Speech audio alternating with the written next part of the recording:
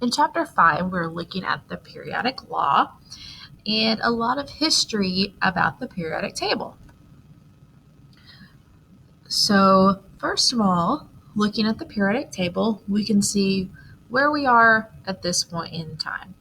So, we're going to look in this section at how did we get to this point, what trends did they notice, and some of the people that played a role.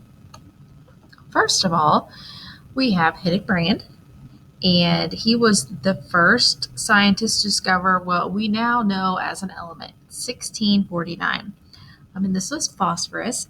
So if you think about several of the elements, some are just as we have them today. So gold, silver, a lot of those things were the same, where they could actually access them and use them in 1649. Some of them that we know exist today, they wouldn't have been able to identify them or use them at that period of time. But phosphorus is something that they could have used, and they would have used for things like fire, just like we do today.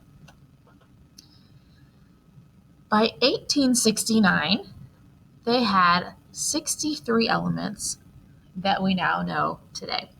And this was a major accomplishment because several of them might have been in compounds or in a format that might have not been as easily accessible without the technology that we have today. So you can see a list here. This is what the periodic table would have looked like back then. But they were able to start noticing some patterns in these elements and some properties that elements shared with one another. In 1817, Johann Dobereiner began noticing what we now know he called the law of triads, that within a group of three elements, the middle element's properties would have been an average of the other two. So if we look at something like carbon, nitrogen, oxygen, nitrogen's properties would be an average of carbon and oxygen.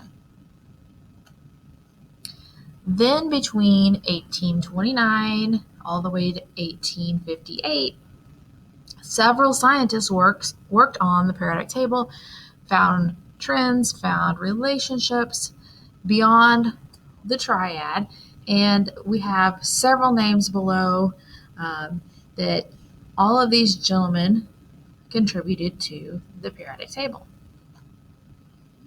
The first periodic table in 1862, and I'll give it my good Southern Illinois try, Jean Courtois, described a list of elements, and they were listed on a cylinder by their atomic weight. And that cylinder showed kind of a repeating pattern. And so he said the properties of elements were based on the properties of numbers. And what he meant by that was their atomic weight.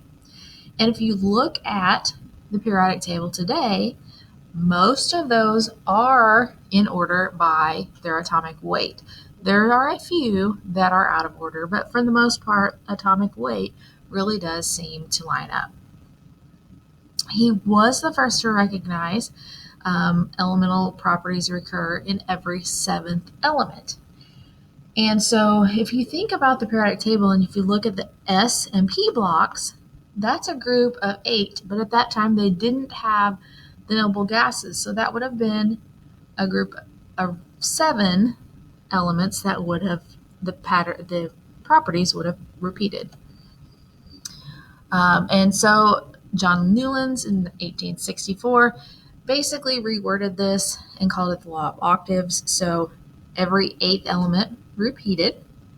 And so they were able to start lining up the periodic table in these groups of 8.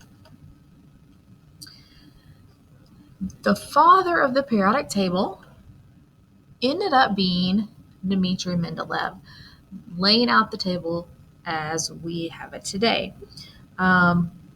Lothar Meyer and Dmitri Mendeleev were working on similar research and came up with very similar results at almost exactly the same time in history.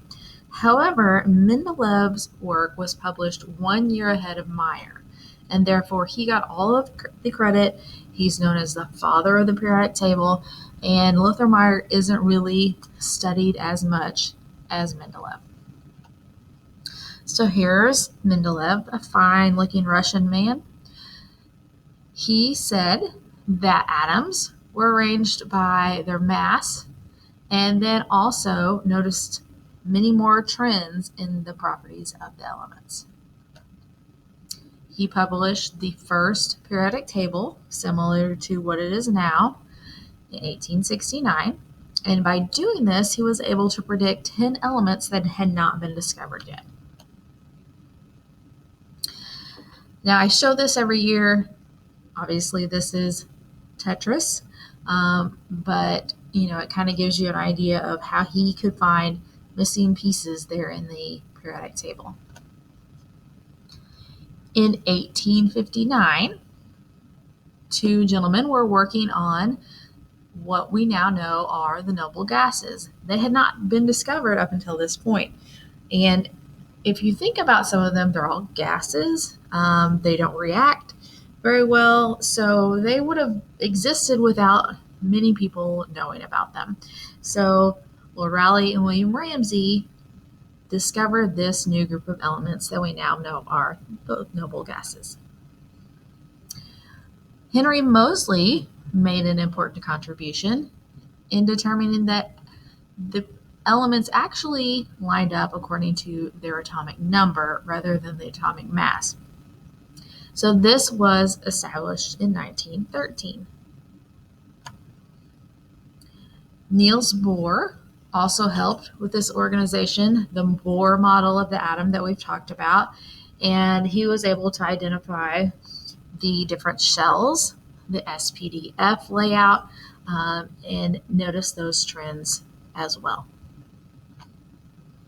So the periodic law says that physical and chemical properties of elements are going to appear at regular intervals or repeating patterns when they're arranged by the atomic number. Later in 1940, Glenn Seaborg discovered elements 94 through 102, which are the elements at the very bottom in the F block. Many of these are man-made. He was able to name many of them. They have very familiar names if you look at those. And these are the actinide elements